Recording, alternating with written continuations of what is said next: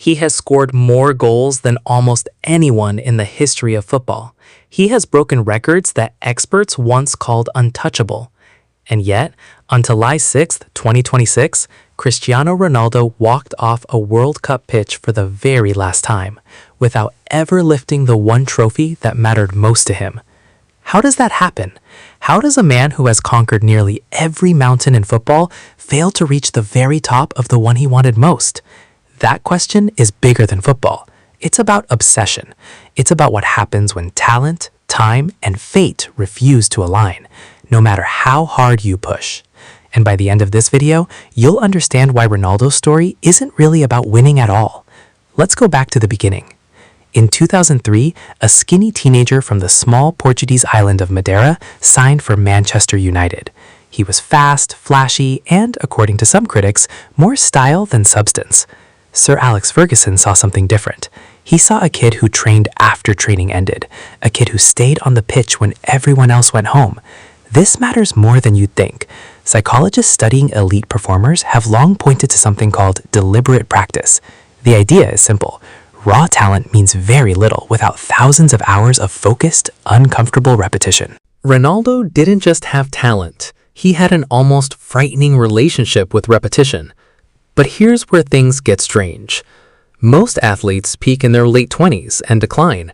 Ronaldo didn't follow that script. At 32, he was still one of the most explosive players on the planet. At 36, he was still scoring in Champions League matches.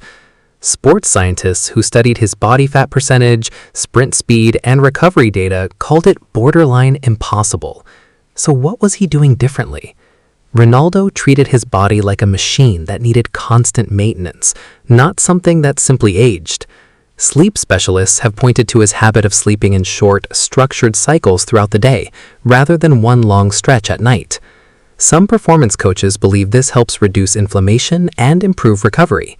Whether or not that single habit explains everything, one thing is clear. He refused to accept that time had to slow him down. Then scientists discovered something unexpected about his mindset, not his muscles. Researchers studying sports psychology have long known about a trait called grit. Grit isn't about being the most gifted person. It's about refusing to stop showing up year after year. And Ronaldo had disappointment after disappointment at the World Cup. A semi-final exit, a round of 16 exit, a group stage elimination, another round of 16 exit. 6 World Cups, 6 different endings. 0 trophies. That's the real mystery here. Not why he kept failing, but why he kept coming back. You have to ask yourself, if you had achieved everything else, 5 Ballon d'Or awards, Champions League titles, and a European championship, would you keep chasing the one dream that kept slipping away?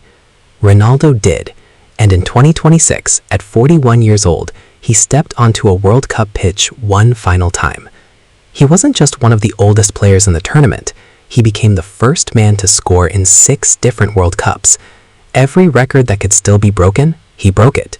But the real mystery is what happened next. Portugal met Spain. Deep into stoppage time, Spain scored. 1 goal. That was enough. Portugal was out. Ronaldo stood on the pitch, fighting back tears, taking one last look around the stadium before walking away. I gave it my all. I did my best, and I'm leaving with a clear conscience. Maybe that's the real meaning of greatness.